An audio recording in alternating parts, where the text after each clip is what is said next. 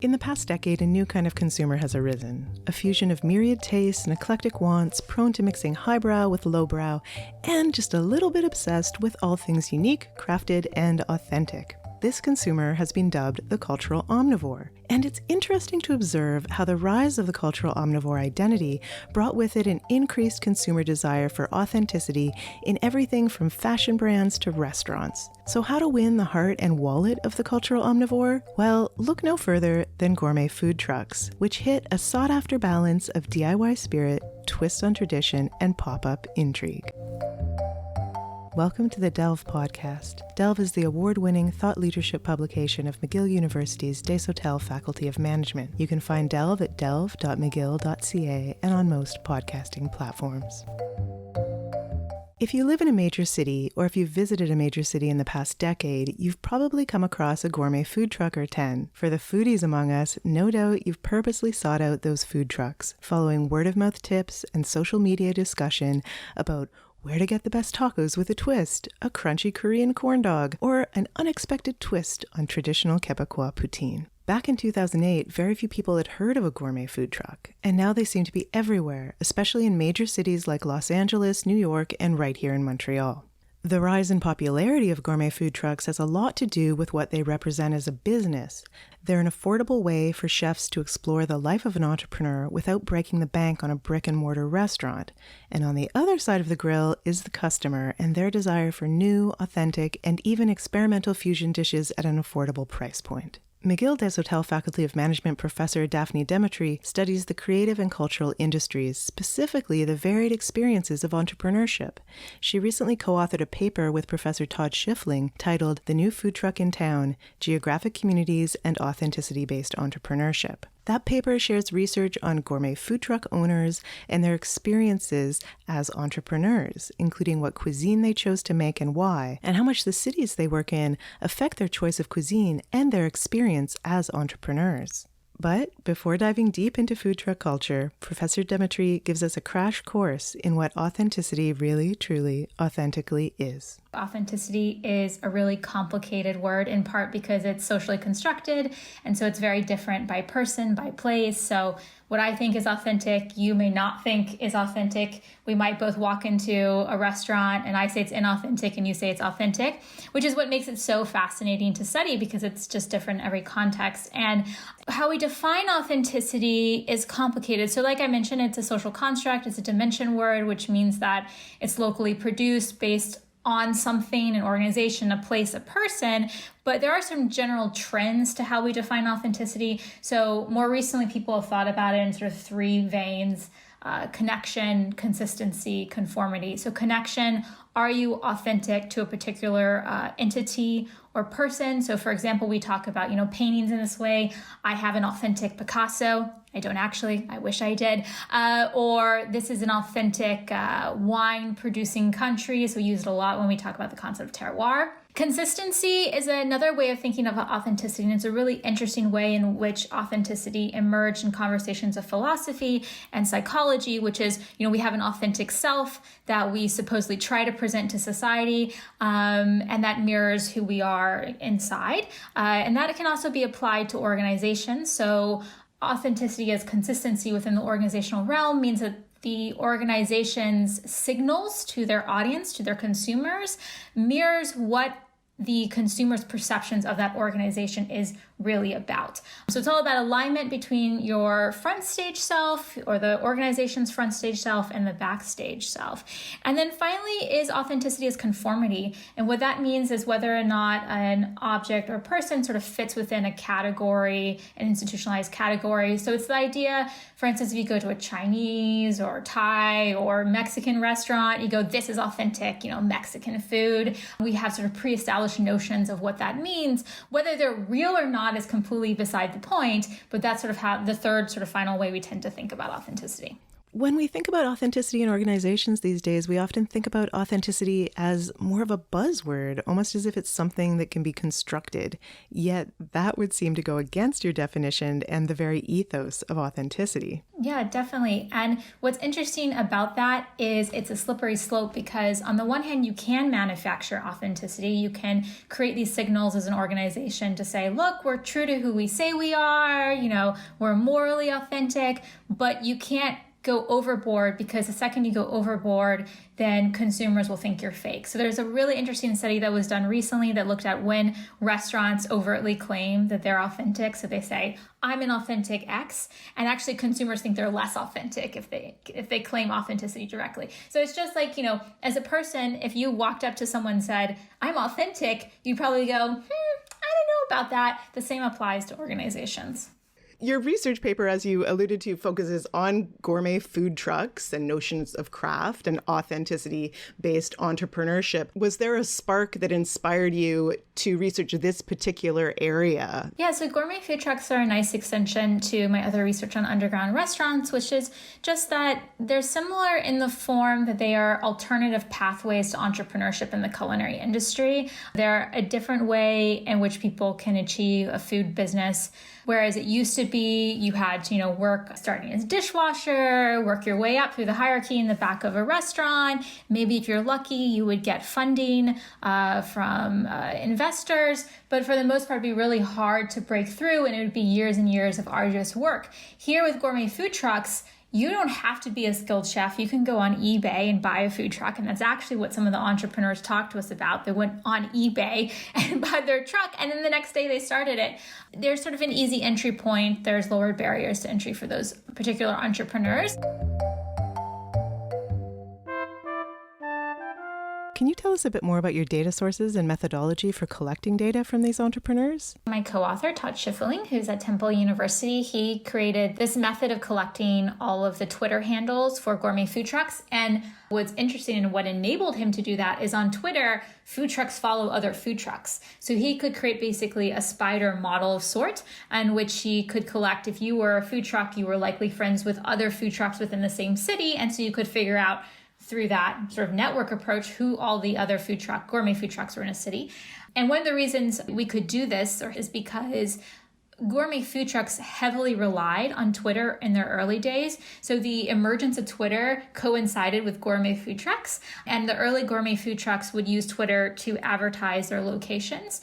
And then in later years, they became much more regular about where they would park. Another important element that came out in my interviews with gourmet food truck entrepreneurs was park at the same spot every day at the same time. Or you always know that the cupcake truck is going to be on this corner at Wednesday at 3:30. And what they found is, well, early on, the early adopters loved to chase the gourmet food trucks based on where they would post they were on Twitter. Later on, the general population just wanted the repetitiveness of knowing that the food truck was going to be parked outside of their office space on Wednesdays or Thursdays or whatever it may be. So essentially, he created this database. We had 3,600 trucks. Really, the paper began as a puzzle where we noticed that the gourmet food trucks were not necessarily in cities that we would expect them to be in. They weren't necessarily in cities that had greater resources for entrepreneurs. They were sort of haphazardly across the US, and that they grew over time in an unlikely way. And so we were trying to get at this puzzle, which was why? Why was it that Seattle had more food trucks than Austin, if they're a similar size city and in theory have similar access to these resources? Because again, this is not necessarily a specialized form of production. You can buy this food truck on eBay. And so that was puzzling to us. And so we started to look at what are the characteristics of each of the cities. And that's where we sort of stumbled upon the cultural omnivore theory, looking at a variety of variables such as, how democratic is each city? What's the ethnic diversity of the city? What were the symbiotic organizations in each city? So this is another really important element to our story, which is that people in particular locations are more accepting of craft authenticity if they have other organizations that espouse craft authenticity already, of which we predominantly look at the presence of microbreweries and farmers markets, which have sort of an ethos of craft. And what we find is really important in sort of how we set up the paper is not just that people enjoy craft authenticity, but rather, in this early stage, they don't see gourmet food trucks as a violation of traditional food trucks. One could argue what gourmet food trucks do is kind of bastardize original street food vendors. They take what has been historically a very lowbrow dining experience. They're often called roach coaches. They did not move very often. They were very stable. The fact that these local audiences, at least very early on in this sort of 2008 to 2010 period, were accepting of the creativity that gourmet food trucks were infusing in a traditional format is very important, so that they did not see this as risky. You and your co-author found in your data that the top 10 cities for gourmet food trucks were Los Angeles, San Francisco, Washington, Portland, Miami, Austin, New York, Houston, Denver, and Orlando. Those are big urban centers with a diversity of cultural offerings and the audience and consumers for that. The bottom 10 cities in your research, which often only had 1 or 2 gourmet food trucks, were cities like Arlington, Toledo, Des Moines, Augusta, Georgia. What did the data show you about entrepreneurs and their experiences in these different locations? We had our quantitative results, but we also wanted to get more into, is there something about at a cognitive level for the entrepreneur in these particular locations that makes them more willing to jump on the bandwagon of this very, early days. And so what we did is we went back to our quantitative list. We looked at some of the first food trucks in each of these 5 cities, and then we reached out to them. And what was amazing, even though this was like 10 plus years later, is that some of these people were still running food trucks, or they had been running restaurants, and they were all amazingly willing to talk to us. And a lot of them sort of discussed how it was like the wild, wild west of, food trucking. People just jumped on the bandwagon, and it was an insane craze in the U.S. During this period.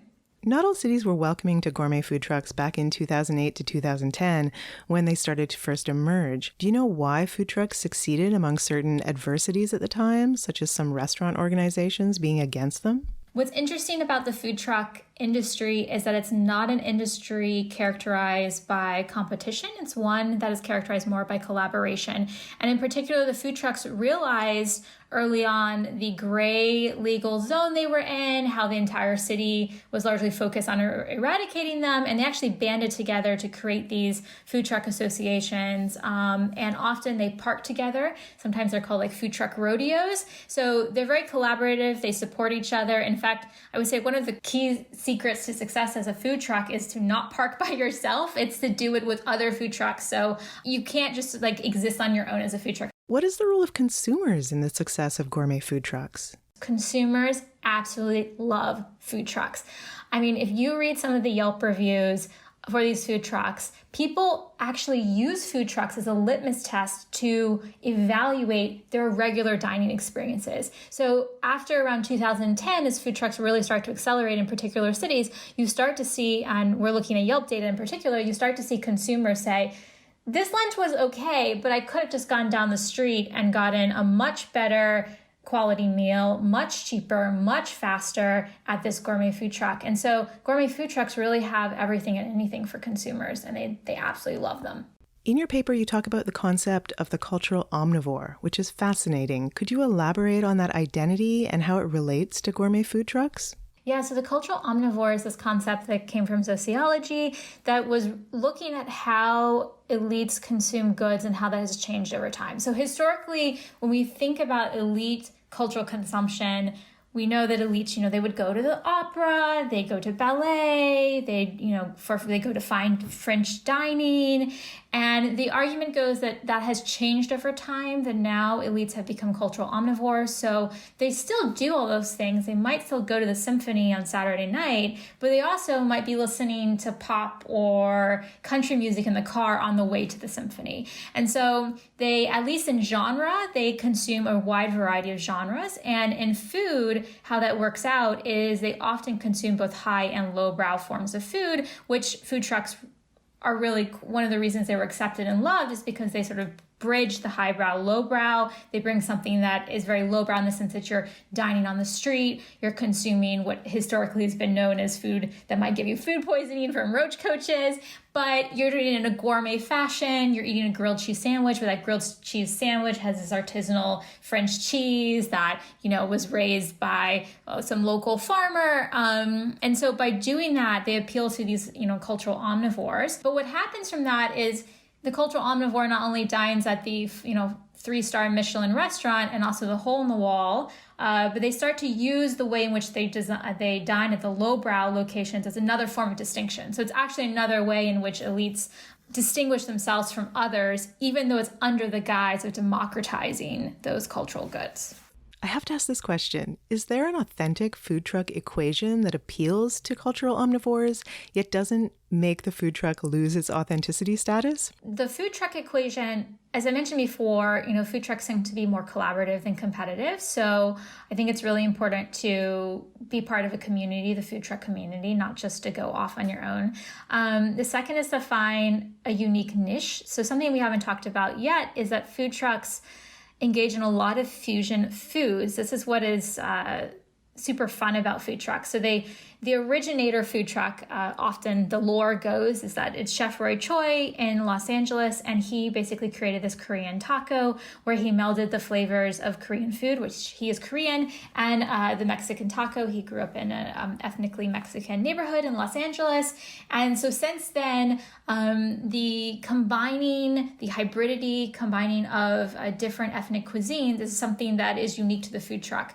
The more idiosyncratic the concept, the better. How are gourmet food trucks distinguished in the greater sphere of entrepreneurship? What's really great about gourmet food trucks and also underground restaurants and pop-up restaurants are they are kind of like incubators for entrepreneurs. So they allow entrepreneurs to test their ideas, see if there's an audience in a very low expense. I think the experience of the food truck entrepreneur is like many other experiences of small business entrepreneurs, which is the most common form of entrepreneurship in the US and elsewhere. It's hard, it's difficult.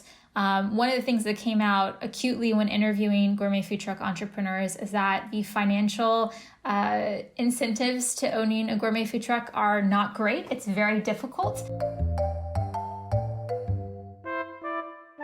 How much entrepreneurial innovation and creativity balances with restaurant traditions and food familiarity? So what you're bringing up is really about this tension of the optimal distinctiveness story. So the idea that you want to be unique enough to make an impact, to find your market niche, but you don't want to be too unique and too weird and too out there, because then you are too innovative and you might lose customers. So what's interesting about gourmet food trucks and what we talk about in the paper before they became popularized, so this is like 2008 with the emergence of Roy Choi, they were not necessarily accepted everywhere uniformly across the United States. Like what we find is that in the growth and diffusion of gourmet food trucks, they were accepted in particular communities, particular cities that had to do with the customers in those cities that were more accepting of that innovative side of the optimal distinctiveness story, right? They were more accepting of something extremely quirky like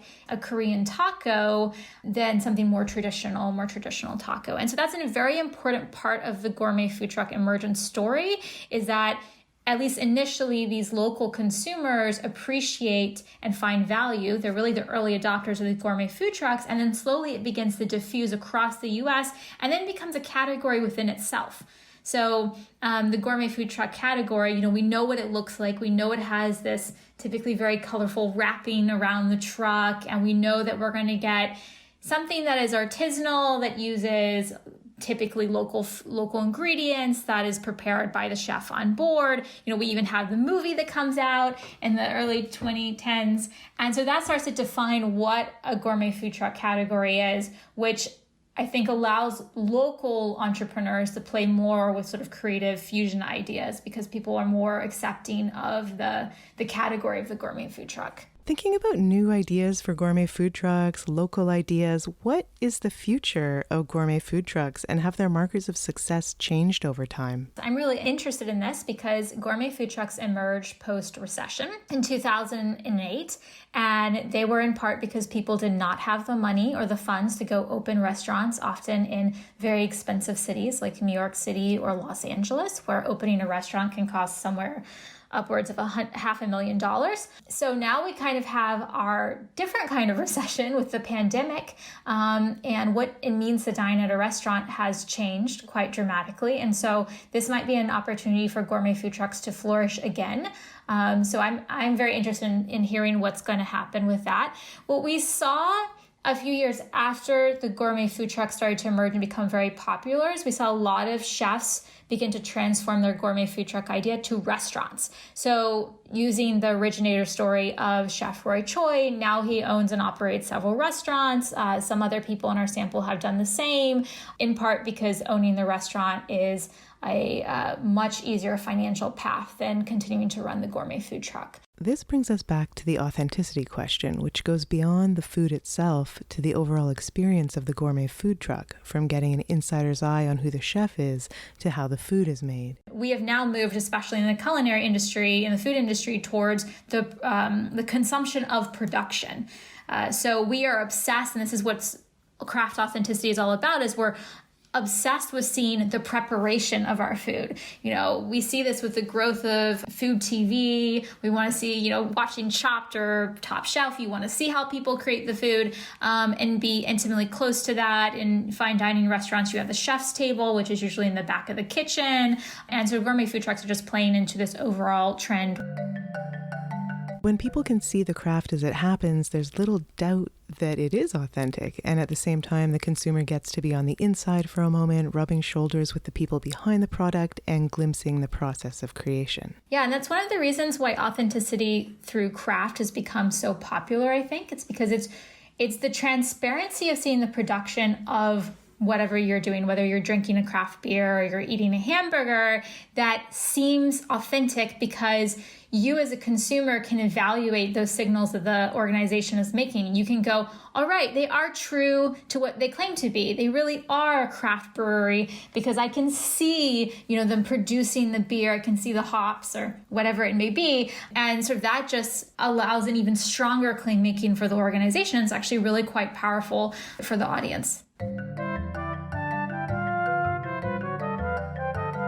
The path for gourmet food truck entrepreneurs isn't usually straightforward, often combining a chef's passion for creative food with a nascent yet burgeoning financial know-how. While gourmet food trucks have flourished in certain cities, and some chefs have made the transition from food truck to their own brick-and-mortar restaurant, the willingness of people to invest in entrepreneur chefs has also increased. Why that is may come down to what gourmet food trucks stand for as businesses and even brands, especially to today's ever-evolving consumers, including the cultural omnivores among us, who seek out a blend of behind-the-scenes creativity and authenticity that is so delicious and unique that entire Instagram personas are based on it. More than simply another persona, though, whether for a consumer or a business, the drive for authenticity summons much bigger questions about personal and collective identity in a world where the next big trend could be parked right around the corner.